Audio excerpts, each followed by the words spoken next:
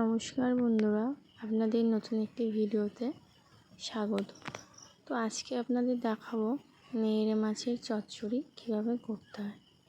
তো অনেকেই অনেক রকমভাবে করে, তো আমরা কীভাবে রান্না করি সেটাই আপনাদের দেখাবো। নেড়ে মাছ বা লইটা মাছ অনেকে অনেক রকম বলে। তো প্রথমে আলু আর নেড়ে মাছ লবণ হলুদ দিয়ে সিদ্ধ করে নেব।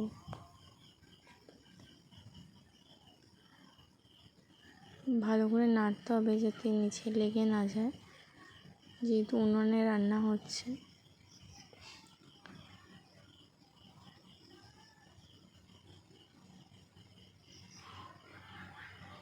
একে একে লঙ্কা বাটা দিয়ে দিলাম।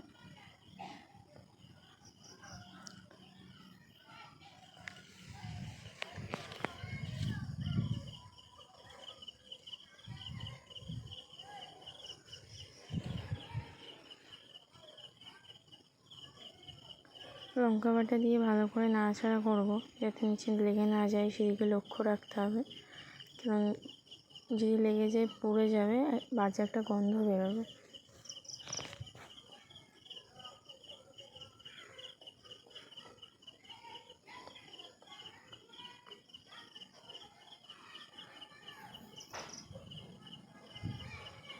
দিয়ে দিলাম আদা বাটা,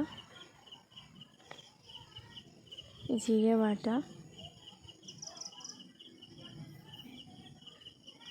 দিয়ে ভালো করে নাড়াচাড়া করে নেব।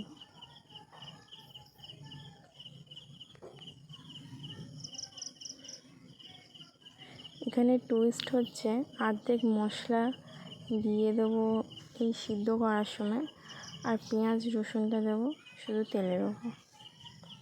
তো সিদ্ধ করা হয়ে গেছে, একদম শুকনো শুকনো আটা আটা কড়াইতে নামিয়ে গামলিতে নামিয়ে নিয়েছি।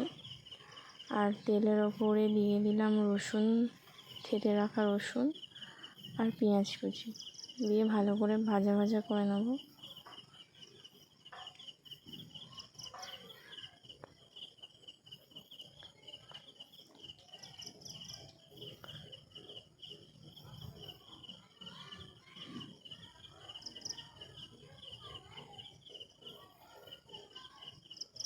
অনেকেই অনেক রকমভাবে খায় নেড়ে মাছ বা লইটা মাছ।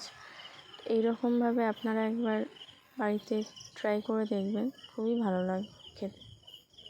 তো সিদ্ধ করে রাখা যে নেড়ে মাছটা নামিয়ে রেখেছিলাম ওটাও দিয়ে দিলাম এবার তেলের ওপর দিয়ে এবার ভালো করে নাড়াচাড়া করতে হবে, ভালো করে যাতে সব কিছু একসাথে মিশে যায়।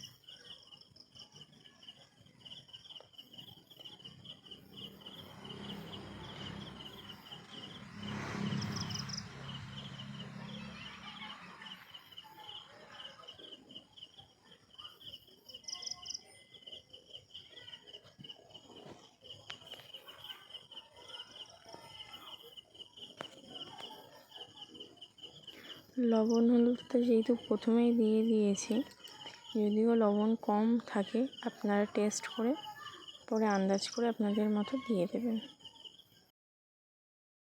এই রান্নার পদ্ধতি একটু অন্যরকম, আপনারা বাড়িতে অবশ্যই ট্রাই করবেন, আশা করছি আপনাদের ভালো লাগবে।